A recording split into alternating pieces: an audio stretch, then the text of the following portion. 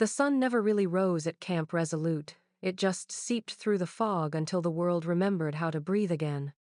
By 0600, the medical tents were already alive, the hum of generators, the metallic clatter of trays, the hiss of sterilizers. Sergeant Lena Ward moved through it all like a shadow that learned to heal. She didn't talk much, never needed to. Her silence wasn't cold, it was focused. The kind of quiet born from someone who had seen too much and decided words were wasted where action worked faster. She was there before anyone else, always. Checking oxygen lines, counting vials, restocking saline bags until her section gleamed with regulation precision. Her movements were mechanical, almost surgical. She tied her boots the same way every morning, double-knotted, laces tucked clean. Her uniform sleeves rolled just above the wrist, never higher. She carried herself with an unspoken rhythm, the tempo of someone who had learned to move without being noticed. To the rest of the camp, Lena was just Doc. The medic who never laughed at crude jokes, never joined poker nights in the mess. When others stumbled into the tents smelling of diesel and adrenaline, she was already there, gloved, masked, ready. Her calm unnerved the young ones.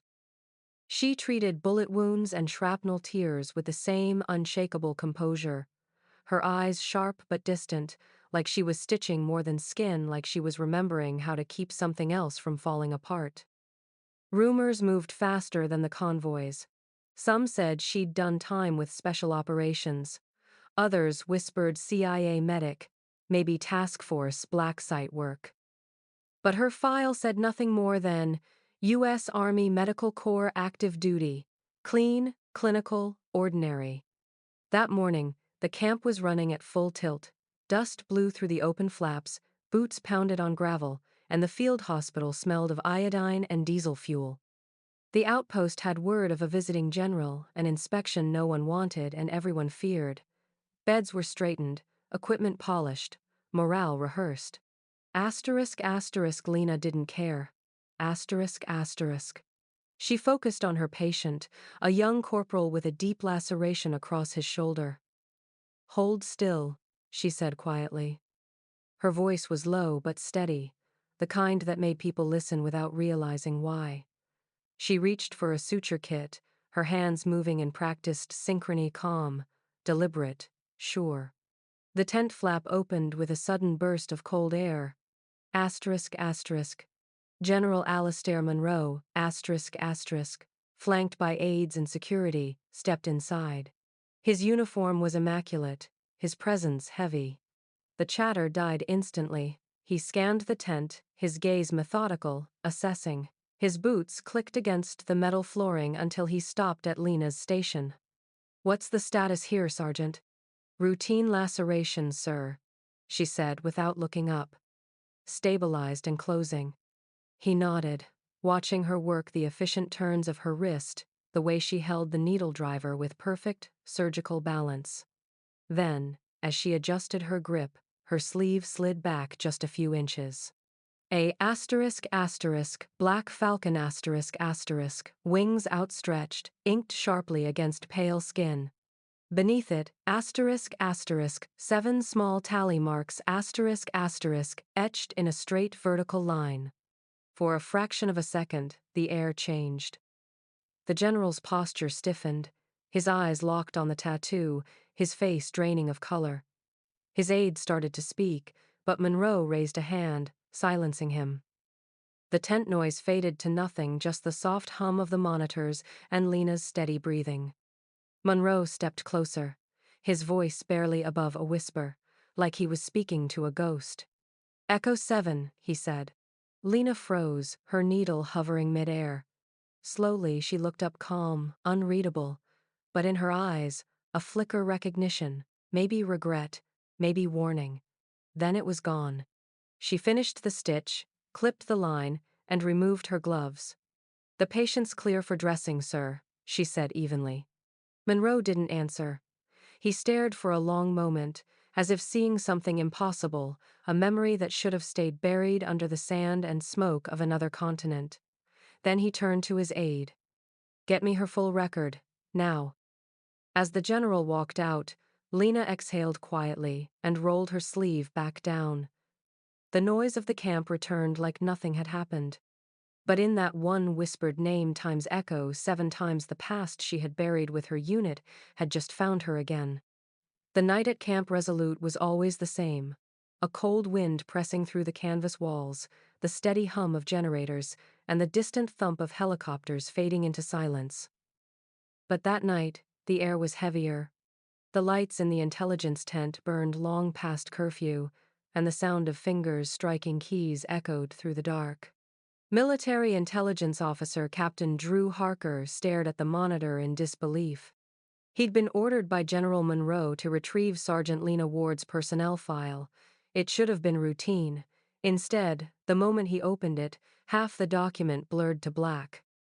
Thick, government redactions names struck out, missions labeled times classified beyond clearance asterisk.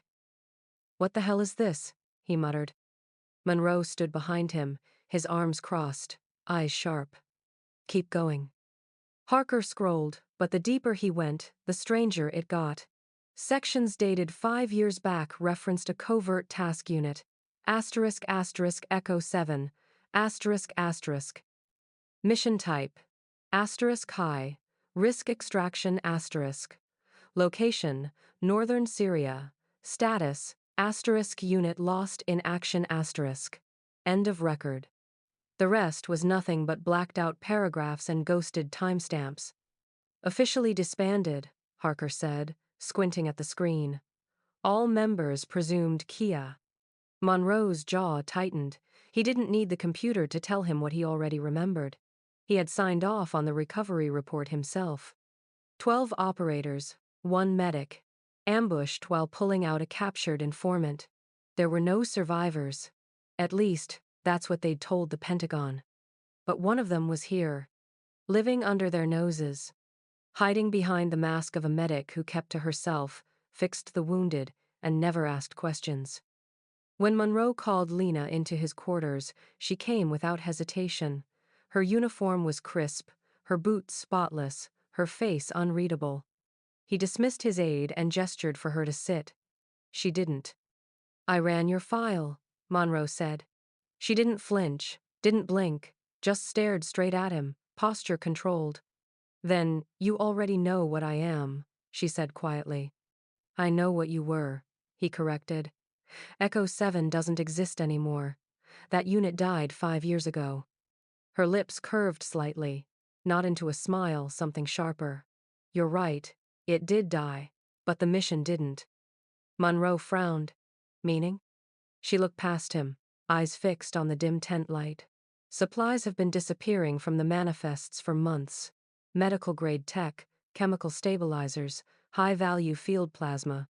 Every shipment signed off by someone with access codes above mine. I started tracing the serial numbers." He waited. "They end up in unmarked convoys headed north," she continued. "No insignias, no official paperwork. Someone's moving restricted cargo through NATO supply lines using this base as a cover." Monroe's pulse kicked. "You're accusing command?" "I'm stating what I can prove," Lena said evenly. "And I'm telling you it's connected to what happened in Syria." She stepped closer, the air between them tense and quiet. "Echo 7 wasn't wiped out by insurgents. We were sold out. Someone inside fed our coordinates. We walked into an ambush with our comms dead before we hit the valley. I survived because my transmitter malfunctioned." Monroe studied her calm precision, the way she spoke without emotion, as though she'd rehearsed this truth 1,000 times in silence. "You've been hiding here," he said finally, "to find whoever did it." Lena's gaze didn't waver. "No, sir. I've been hiding here to make sure they don't do it again." Outside, the wind cut through the camp, rattling the steel plates stacked beside the med bay. Somewhere beyond the perimeter, a convoy engine rumbled faint, distant, too far from the scheduled route. Monroe turned to Harker, who had been standing frozen near the terminal. "Pull every cargo manifest from the last 6 months. Compare them against regional contractor logs. I want to know who's signing off those shipments. As Harker rushed out, Monroe looked back at Lena. She was already walking toward the door. "Where are you going?" "To work," she said. "Someone might need a medic." When she disappeared into the dark, Monroe exhaled slowly. The words times echo 7 times echoed in his mind like a ghost frequency that refused to die. He didn't know it yet, but Camp Resolute wasn't a medical outpost anymore. It was the center of something rotten, and the quiet medic they all overlooked was the only one who had seen it coming. The wind off the steppe cut through Camp Resolute like a blade, hissing against the tents and the cold metal of the parked Humvees. Midnight had long settled over the outpost, the kind of black silence that made every noise sound like a secret.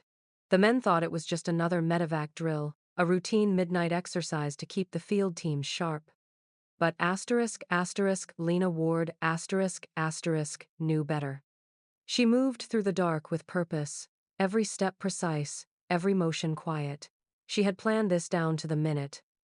Her uniform was regulation. Her med pack stocked, but inside, beneath the bandages and morphine vials, were encrypted drives and marked manifests. The culmination of 18 months of patience. Evidence times names, transfers, coordinates. Asterisk.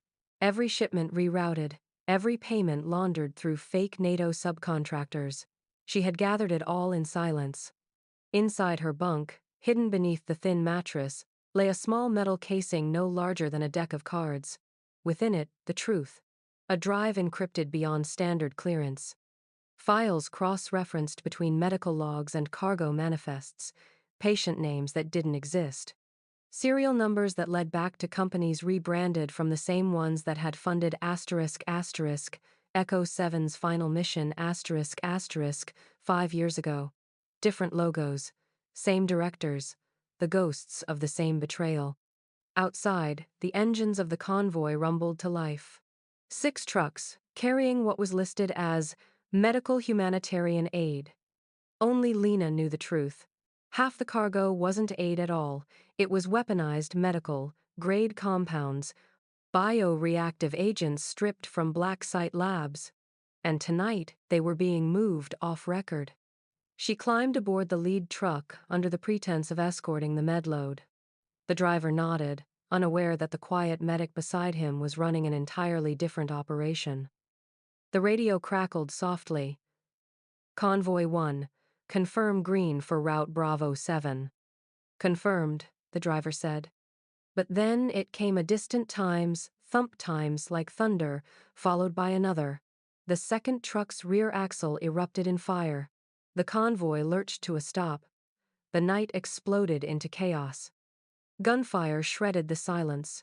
Tracer rounds cutting the dark open like red lightning. "Ambush! Contact left!" someone shouted.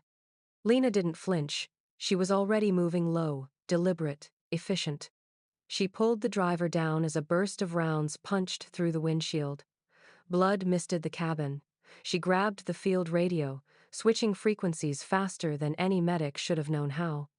"This is Convoy 1, taking heavy contact East Ridge, coordinates grid 762. The response was static. Then she heard the faint click of encryption switching jamming. Her jaw tightened. It was too coordinated. Someone had known the convoy would be here. Someone inside the base. She reached into her med pack and pulled out an old transmitter, dented, scratched a relic from another life. The keypad still bore sand from Syria. Her fingers flew across it, inputting a code she hadn't used in years. Falcon 3, this is Echo 7, requesting immediate close air on marker Alpha. Priority black. For a moment, only static answered. Then the radio operator on the other end stammered. "Echo, what? Who authorized that call sign?" Lena's eyes tracked the horizon, calculating distances, listening for the hum she hoped to hear. "Echo 7 still breathes," she said, her voice steady, clear, unshaken. 30 seconds later, the sky tore open. 2 Aten seconds screamed over the ridge, unleashing a storm of cannon fire that lit the desert like daylight. The ambush disintegrated in fire and dust.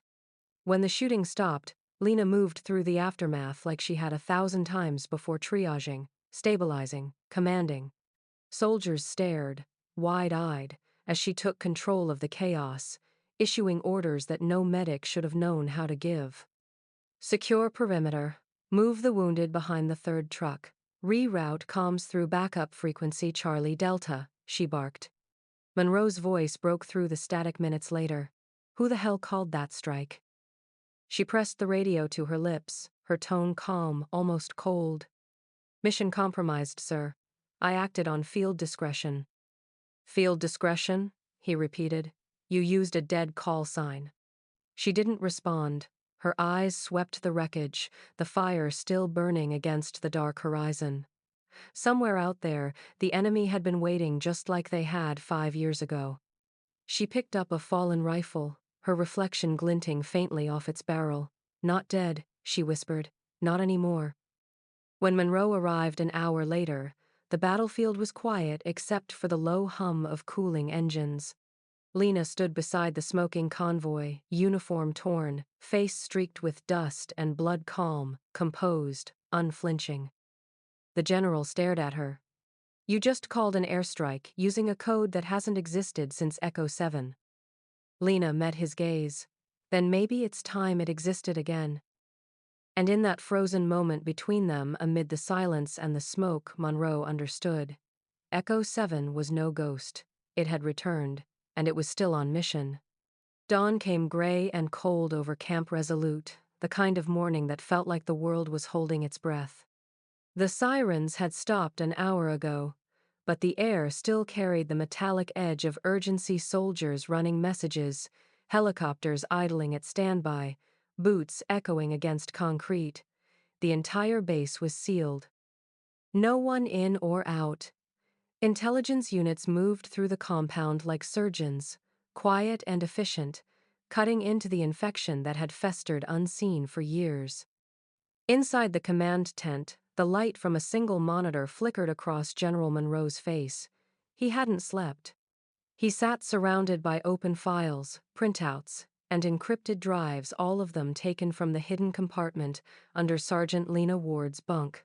Her evidence, her work. He scrolled through folder after folder, eyes narrowing as the truth unfolded. Cargo manifests relabeled under false humanitarian codes. Medical-grade biochem shipments rerouted through private shell companies. Contractors with Pentagon ties moving high-value components off record, not for aid, but for profit. The same network Lena's team had been tracking in Syria. The same one that had ordered Echo 7 into the valley to die. Every signature, every transaction was there, time-stamped, traceable, undeniable. She had done in silence what entire intelligence divisions had failed to see. Monroe leaned back, exhaling slowly. You built this case alone, he murmured. Lena stood across from him, still in her blood-streaked fatigues, her hair tied back, her face pale but steady. There was no one else I could trust. He looked up, eyes heavy. You could have come to me. Her gaze didn't waver. With respect, sir, I didn't know if you were part of it. The words hit harder than she intended, but she didn't take them back. Monroe said nothing for a long moment. Then, quieter, why stay hidden all this time? Why live like a ghost? Lena's answer came without hesitation. Because the traitors wear the same uniform. Silence settled between them. Outside, the hum of surveillance drones circled low over the base, their lenses watching everything. By mid-morning, the sting operation was underway. Intelligence teams, guided by Lena's evidence, began rounding up suspects, logistics officers, procurement clerks, 2 senior contractors, even a colonel who had signed the false manifests. One by one, the links in the chain were dragged into the light. For years, they'd used the chaos of war as a smokescreen for profit. And for 18 quiet months, the woman they called Times Just a Medic Times had been dismantling them from within. Word spread fast through the base. Soldiers whispered her name like it meant something different now. Ward, Echo 7. The one who never talked, the one who never missed morning roll call. the one who had been watching them all along. Monroe approached her later, just outside the med tent. The first light of dawn washed over the field in muted gold. Lena stood in the doorway, sleeves rolled to her elbows, the black falcon tattoo visible against her skin 7 tallies beneath its wings. Her expression was unreadable, but her eyes carried a quiet exhaustion that no metal could fix. Monroe stopped a few paces away. They'll declassify what they can. The rest will stay buried. I expected that, she said softly. He studied her for a moment, then straightened his posture. Slowly, deliberately, he raised his hand in salute. It was not for rank, not for duty, but for something rarer. For truth, earned in silence. Lena hesitated, then returned the gesture. The faintest trace of a smile touched her lips. Not pride, but relief, the kind that comes when a promise is finally kept.